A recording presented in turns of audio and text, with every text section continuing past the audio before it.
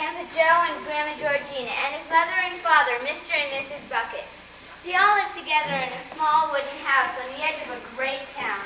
The house wasn't nearly large enough for the whole family, the 6 grown-ups, count them, and little Charlie Bucket. So life was extremely uncomfortable for them all. The grandparents are so old that they have been given the only bed and never get out of it because they are so tired. Charlie and his parents sleep on the floor on a mattress, but Mr. Bucket works at a toothpaste factory, but he doesn't make much money. Consequently, they haven't had much to eat. Once a year, Charlie Bucket gets to taste a bit of chocolate. It is the one thing he longs for and waits for more than anything else. Once a year is on his birthday. The whole family saves up for that special occasion when they buy him a chocolate bar that is made at Wonka's Chocolate Factory, the largest and most famous chocolate factory in the whole world. Willy Wonka's Chocolate Factory, right in his own town. As our play opens, Mr. Bucket has just returned home from the toothpaste factory. Have you heard the news? Wonka's factory is to be open at last to lucky 5. Read it all, for goodness sake, read it all! Read it, Father, read it. Evening Bulletin, Mr. Willy Wonka, whom nobody has seen for the last 10 years, sent out the following notice. Today, I, Willy Wonka, have decided to allow 5 children to visit my factory this year. And they would be allowed to see all the secrets and magic of my factory. Present, all of them will be given enough chocolates and candies to last them for the rest of their lives. So watch out for golden tickets. 5 golden tickets have printed on golden paper. These 5 golden tickets are hidden underneath the original wrapping paper of 5 original candy bars. They may be anywhere, in any shop, any street, where Wonka candies are sold. Good luck to you all, and happy hunting. Signed, Willy Wonka. Oh, you could eat for the rest of your life. Imagine that. That man sucks. They'd have to deliver it in a really big truck. It makes me quite ill to think. Nonsense! Wouldn't it be something, Charlie, to open a bar of candy and see a golden ticket glistening inside? It certainly would, Grandpa, but there isn't a hope. I only get 1 candy bar a year on my birthday. You never know, Charlie. It's your birthday tomorrow. You have just as much chance as anyone else. I think Charlie's right. The ones who are the ones who can afford to buy candy bars every day. There isn't a hope. Is it true that Wonka's factory is the biggest in the world? True? Grandpa Joe went on to tell Charlie all about Wonka's chocolate factory, all about the fantastic inventions he made. Ice cream that stays cold for hours and hours, marshmallows that taste of violets, and rich caramels that change color every 10 seconds that you suck them. And many, many more things. Then Grandpa Joe said something very strange. And I'll tell you something else that's true. Nobody ever goes out. Out of where? And nobody ever goes in. In where? Wonka's factory, of course. What do you mean, Grandpa? I mean workers, Charlie. Workers? All factories have workers steaming in and out of them in the mornings and evenings. Just like your father at the toothpaste factory. That is, all factories except Wonka. But there must be people working there. Not people, Charlie. Not ordinary people, anyway. Then who? It was hard to believe that Charlie didn't know all about this, all about Mr. Willy Wonka sending the workers home because he believed spies were stealing his secret recipes, and how the factory had been closed for years now, until just recently. But now, I'll let the cats carry on the story. After Mr. Wonka sent the workers home, about a month later, something astonishing happened. Big columns of smoke are seen coming out of the tall chimneys of the factory. Everyone thought Mr. Wonka was opening the factory again. They expected to see him standing right there, waiting to welcome his workers back. But then he was nowhere to be seen. Have you ever seen a single person going into the place? Or coming out. Well, have you? Well, I really don't know, Grandma. Every time I walk by, the gates seem to be closed. Exactly. But there must be people working there. I can smell the chocolate and hear the machines when they go by. The most mysterious of all are the shadows in the windows. Shadows of what? Nobody knows, Charlie. You know one thing, boy, that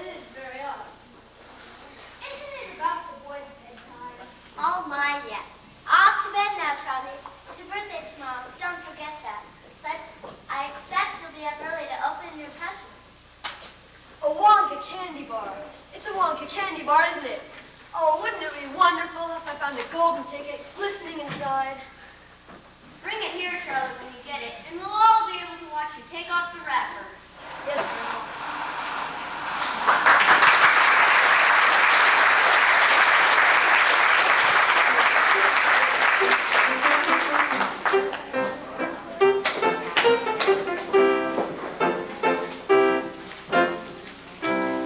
Ladies and gentlemen, today we have the most exciting news. The first owner of the golden ticket, Augustus Blue. Augustus Blue, will you tell us how you found it? I just knew Augustus would find the golden ticket. He eats so many fancy bars a day, it's almost impossible for him not to find them. Eating is his hobby. You know, it's all he's really interested in. I mean, it's better than being a hooligan and shooting out zip guns and things like that in his spare time. And what I always say, he wouldn't go on eating unless he needed nourishment. It's all vitamins anyway. What a thrill it will be for him to visit Mr. Wonka's marvelous factory. We're just as proud as can be. Chocolate, chocolate, chocolate, chocolate, chocolate. I love chocolate. Food, food, food. I must eat all the time. This golden ticket is my meal ticket to eat and eat and eat. Chocolate, chocolate, chocolate. Chocolate, chocolate. All I want is chocolate.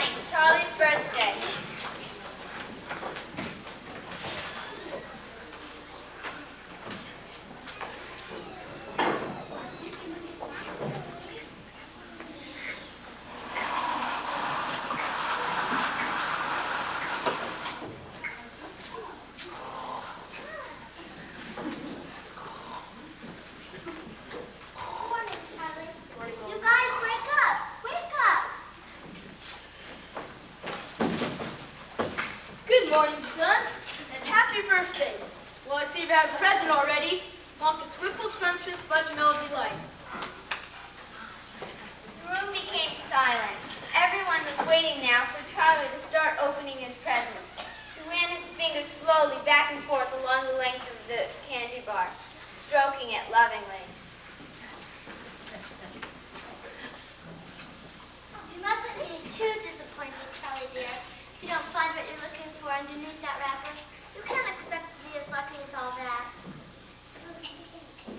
They all knew it was ridiculous to expect this one poor little candy bar to have a magic ticket inside it. And they were trying as gently and as kindly as they could to prepare Charlie for the disappointment. But they also knew that however small the chance might be of striking it lucky, the chance was there. Open it, Charlie, or you'll be late for school. Open it, my dear. Oh, please open it, Charlie. You're making me jumpy. Might as well get it over with.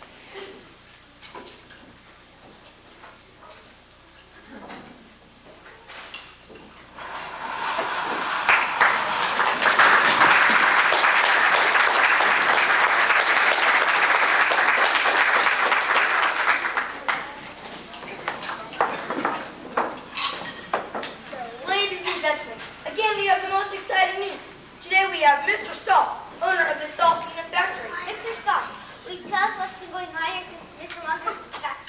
Munker's announcement? You see, fellas, as soon as my little girl told me she simply had to have one of those golden tickets, I went out into the town and started buying up all the wonky candy bars I could lay my hands on. Thousands of them I must have bought. Hundreds of thousands. I'm in the peanut business, you see, and I've got about 100 women working for me.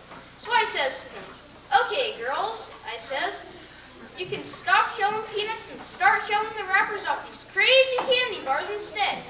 So they're in there. They've been yanking the paper off those bars full speed ahead from morning till night. Where's my golden ticket? I want my golden ticket now! Well, sir, I just hate to see my little girl feeling unhappy like that. Keep it up over there. Keep searching until you found that. Here it is! I found it! I found the golden ticket! I found it! Give it to me quick! I found it! Here it is! I want a goose. Gooses. Geeses.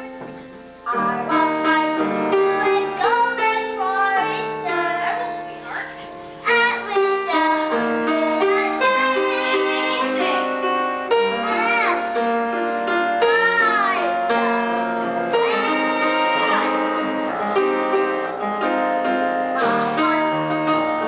Wait for me in the factory.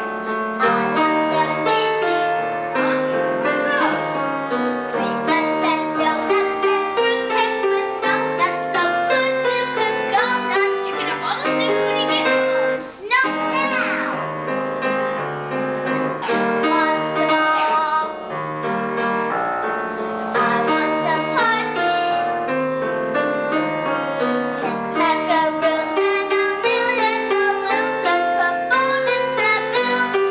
Give 'em to me now.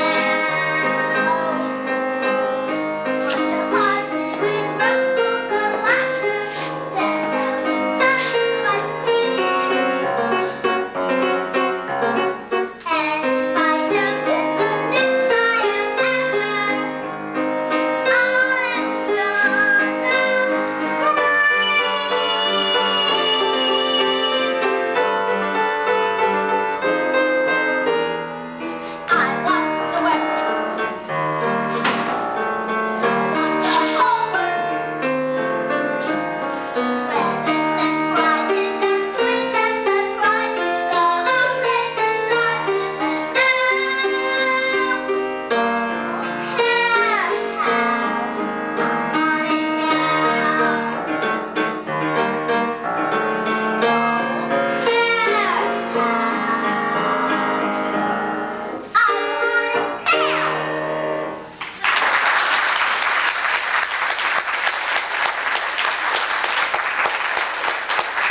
Would you like to say something, Mr. Salt?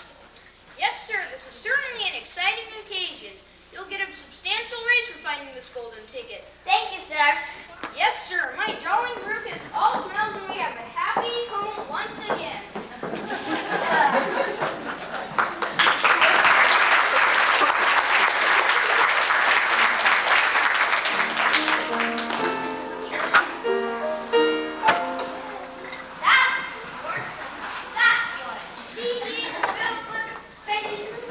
I don't think that girl's father played it quite fair. Do you, Grandpa?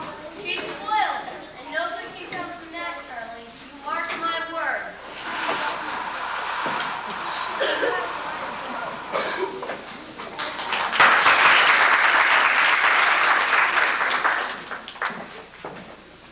Ladies and gentlemen, again we have the most exciting news. Not one, but two golden tickets have been found. We'll find the last golden ticket. We had such a hard time answering this by Beauregard. So much noise and Beauregard. Miss Beauregard. My name is Violet Beauregard. I'm a drugstore normally. When I heard about these ticket things to Mr. Walker, I laid off some of the candy bars in the hope of striking a lucky. But now, of course, I'm going back on gum. I just adore gum. I can't do without it. I munch it all day long, except for a few minutes at mealtime when I stick it behind my ear for safety. My mother says it's ugly. It's not ladylike to see a girl's jaws moving up and down.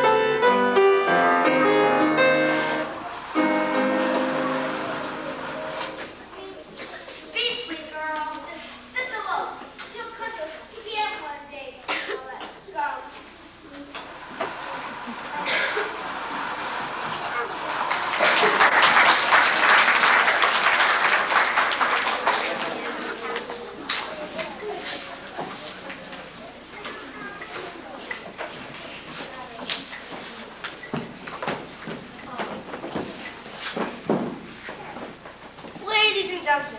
Again, we have the most exciting news. Now we go to the TV household. We're trying to interview young Mike TV. Where is he? Oh, There he is. Mike, would you like to be interviewed? Wyatt, can't you both see I'm watching television? Just one word, Mike, please. Wyatt, did I tell you not to interrupt? This show's an absolute whiz-banger. It's terrific. I watch TV every day, even the crummy programs where there's no shooting. Gangsters are the best, especially when they start pumping each other full of lead or flashing the old slows. Oh boy, it's the life, I tell you. It's terrific.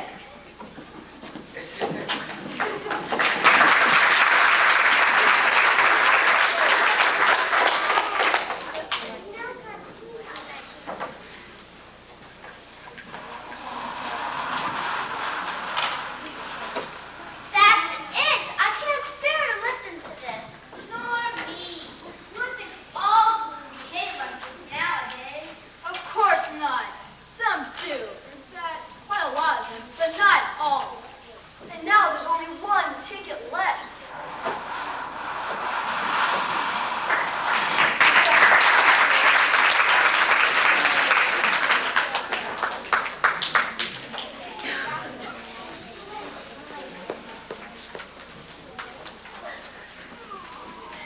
During the next 2 weeks, the weather turned very cold. First came the snow. It began very suddenly one morning, just as Charlie Bucket was getting dressed for school. Standing by the window, he saw huge flakes drifting slowly down out of the icy sky. That was the color of steel. There's something about very cold weather that gives one an enormous appetite. Most of us find ourselves beginning to crave rich, steaming stews, hot apple pie, and all kinds of delicious, warming dishes.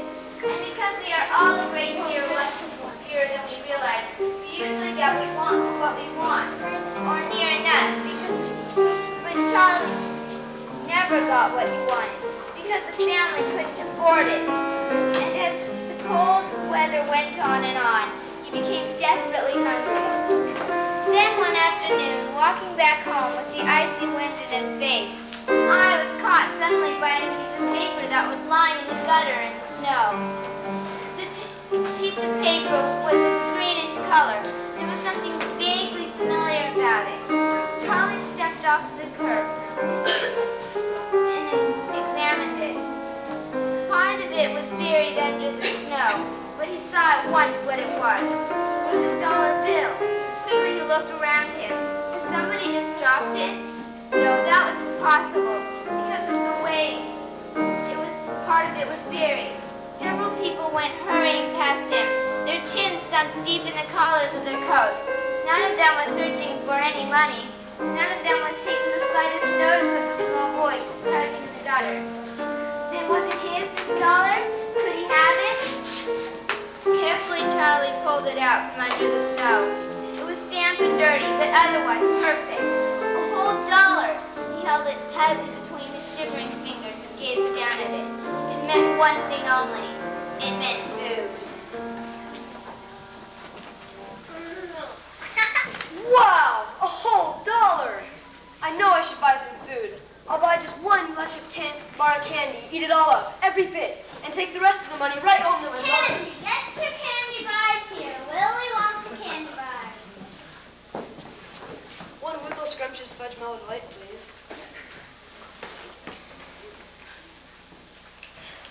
You look like you wanted that one. Take it easy. You'll choke if you swallow that one. One more, please. Same kind. Why not? A golden ticket! Hey, what do you know? Right here at my candy box. My own candy box. Hey, watch out there. That thing's precious. I'll give you $50 for that golden ticket. And a new bike. Are you crazy? I'd give him $500 for that golden ticket. That's quite enough of that. Don't you let anybody have that. You all leave him alone. Take it right home, kid. Run all the way home and don't stop till you get there. Thank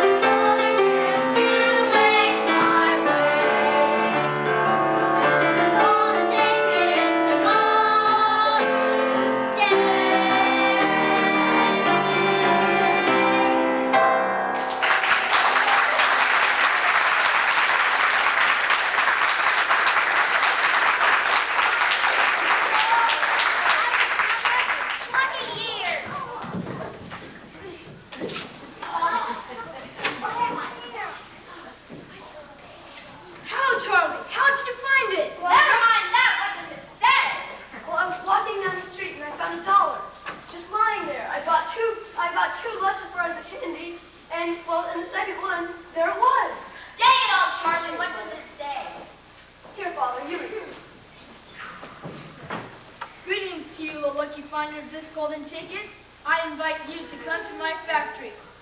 I will conduct you around the factory myself. It would be loaded with enough delicious eatables to last your entire household for many years. Now, here are your instructions. You must come to the factory the first day of February at 10 o'clock sharp. Don't be late. And you may bring 1 or 2 members of your family to look after you to ensure that you don't get into mischief. Be sure to bring this ticket with you. Signed, Willy Wonka. First day of February? Why, that's tomorrow. I think you're right. Well, you're just in time, but we must start making preparations at once. Wash your face. Comb your hair. Cut your hair. Brush your teeth. Wash your hands. Dang it all, I just said that. Oh, then blow your nose. Tie your shoes. Buckle your Now, Grandpa, don't ever excite yourself. Don't fluster poor Charlie. Now we must keep very calm. Now the first thing is to decide who's going to the factory with Charlie. I will. You leave it to me. I'll take care of him. What about you, dear? Didn't you want to go? Well, since Grandpa Joe seems to know so much about it, I think he ought to go if he feels well enough. Yippee! Hallelujah! Well, he certainly seems well enough.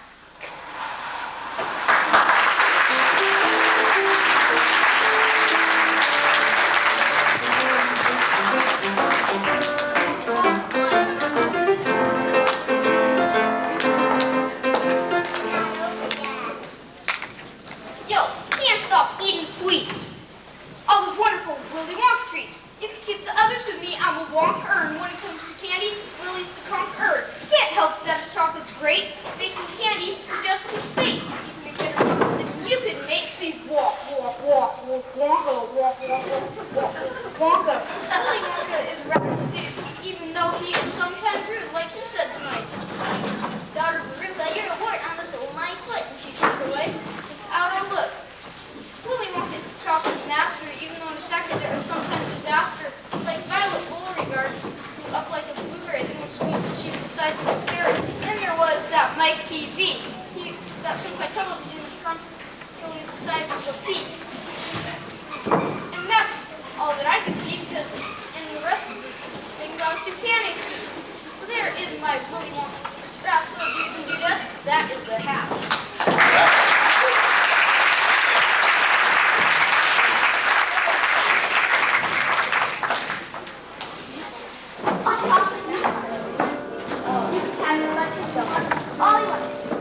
Honey, I'm so excited you got to go to this golden chocolate factory, and I'm so excited. So, yeah. You'll just be, I mean, it's lots of cute ones. Yep. And I just can't believe it's lots of them.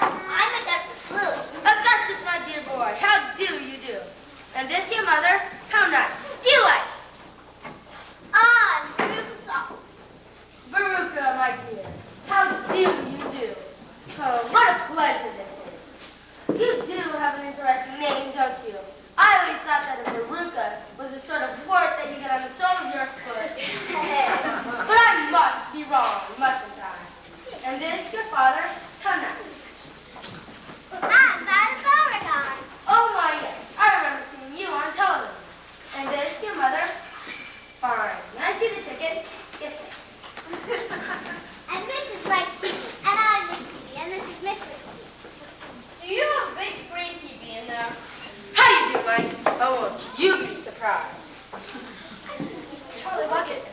Charlie. Well, well, well. So there you are. Just in time, my dear boy. And this your grandfather? How do you do? Overjoyed and raptured. All right now, is everyone here? Yes. I shouldn't like to lose any of you. Not at this stage of the proceedings. Open the gate!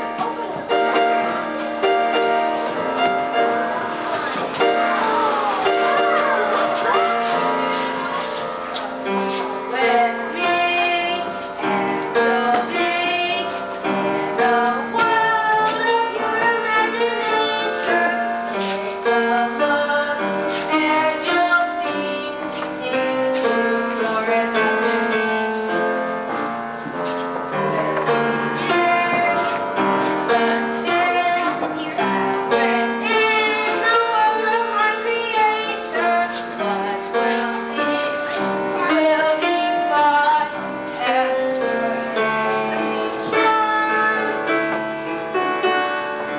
If you want to view paradise, simply look around and view it. Anything you want to do it. Want to change the world, there's nothing to it. There is no life I know compare with your imagination. Living there, you'll be free if you leave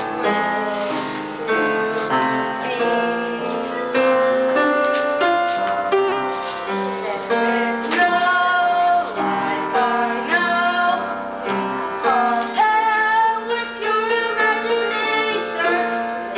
Living there, you'll be free if you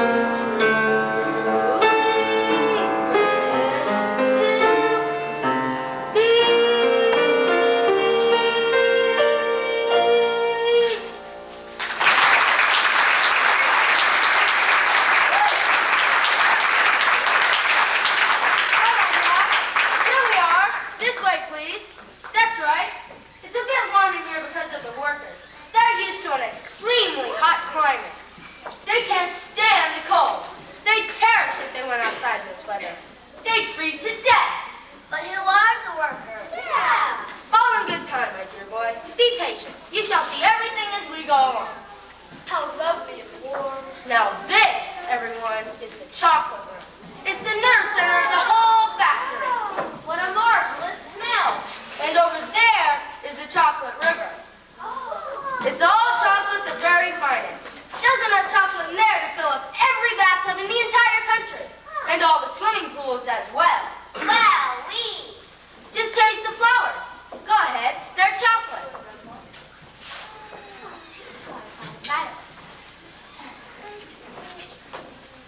Isn't it wonderful, Grandpa? I could eat the whole field. I could get down on all fours and eat every blade of grass. There, the waterfall. It's all chocolate. And just look at the pipes. They suck up the chocolate and send it to all the rooms where it is needed. Thousands of gallons an hour, my children. Thousands and thousands of gallons. Look at the trees. Look at the trees. Aren't they lovely? I hate ugliness. They're all made of something different and delicious. Try and taste. Marvelous. Try a buttercup. They're even nicer. Look over there by the waterfall. It's a person moving. She's right, Grandpa. Can you see him? Yes, I do, Charlie. There's a lot of them. My God, so there are. Who are they? Where do they come from? Aren't they fantastic? Look at their hair. They're so, wow. But they can't be real people.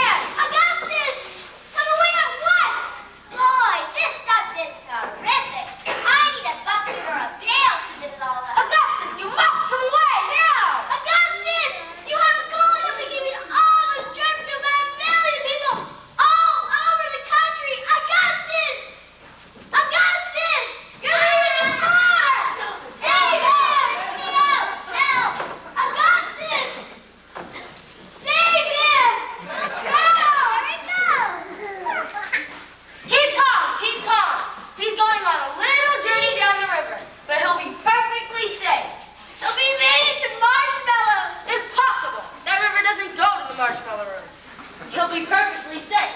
He'll be made into chocolate fudge. Never! I wouldn't allow it. The taste would be awful. Now listen to me. Take Mrs. Gloom to the fudge room. There you'll find her son who just fell into the river. But where is my son gonna go? Where is he? Is he I'm okay? sorry, I really am.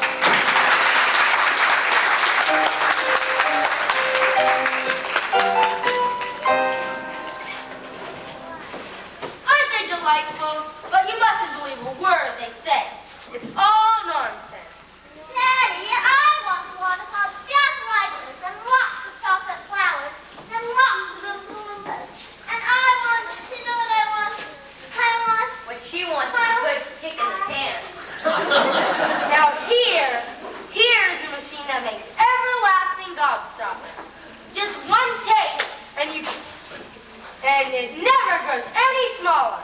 It's like gum. It is not like gum. Gum is for chewing. These change color every week and never disappear. It's utterly impossible.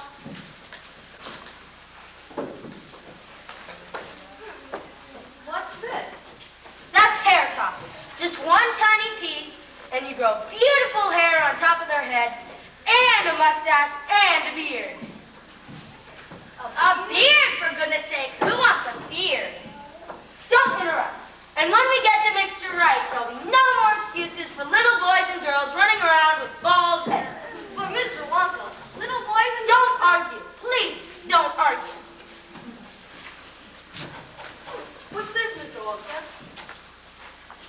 By gum, it's gum. Right you are. It's the most amazing, sensational, fabulous gum in the whole world.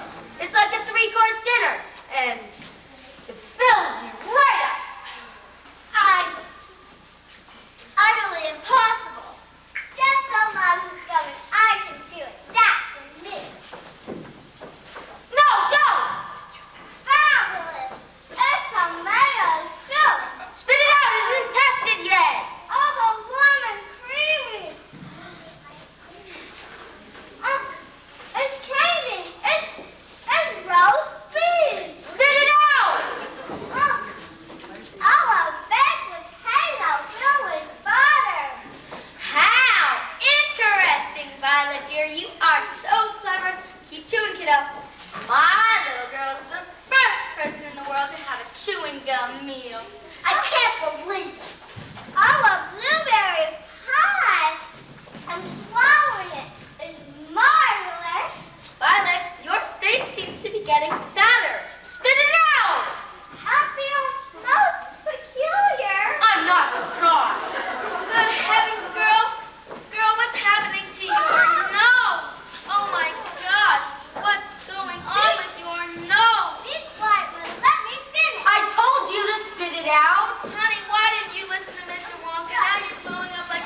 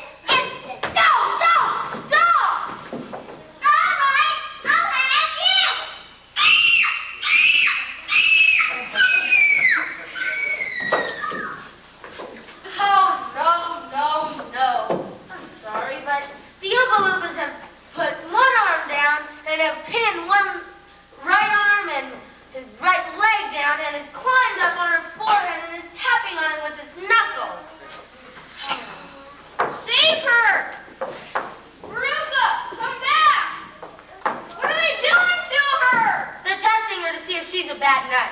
Listen.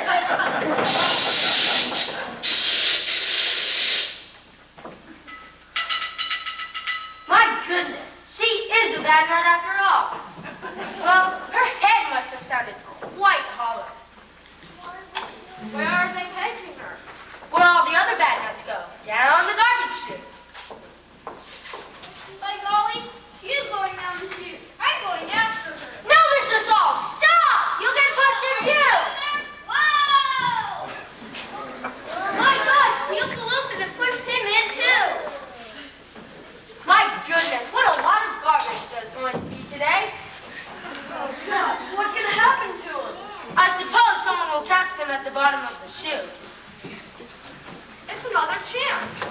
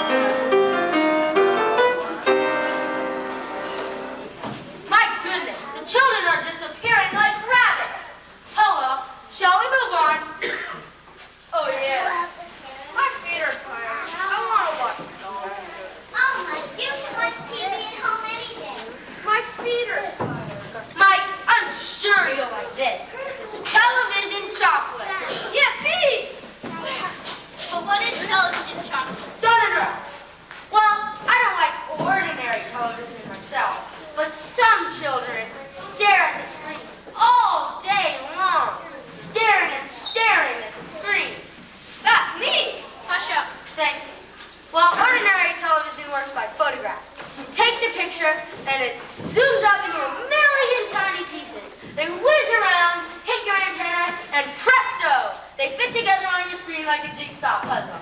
That's not exactly how it works.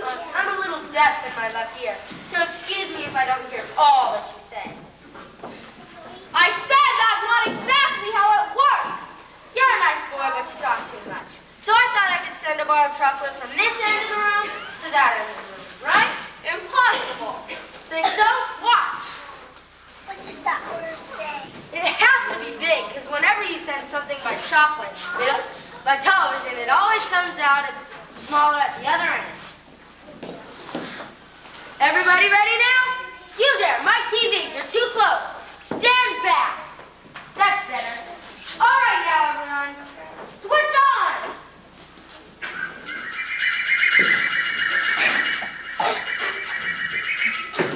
It's on. Chocolate's gone. You're right, you are. It's up in a million tiny pieces. Watch the screen.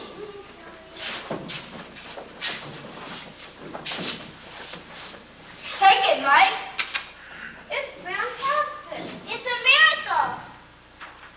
Mr. Wonka, could you send other things through there? Like people? A person? Are you off your rocker? Well, could you? Good heavens, Charles. I really don't know. Yes, I guess we could. Yeah, I'm pretty sure. Look at me, Mom. I'm going to be the first person sent by television. No, stop! Don't! Come back. You'll be turned into a million pieces. See you later, alligator.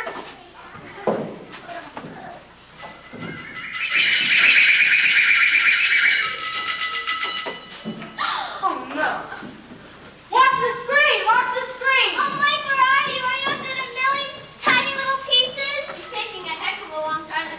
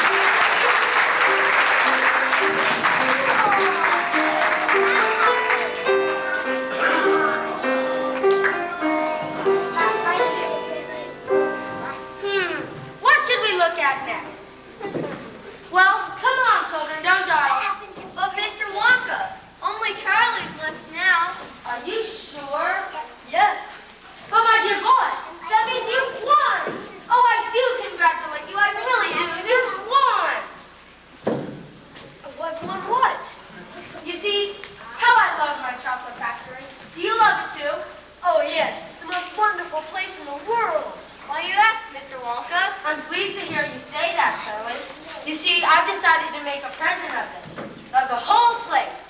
It's yours. But I don't understand. You see, this whole day has been a contest to see who would be the best person for the job. What job? You see, I'm tired, Charlie. I need a good, sensible child who I can tell all my secrets to. And you, my boy, are the most sensible child I've ever met. Will you accept my offer? Will I? Wow! Wait until everyone at home hears about this!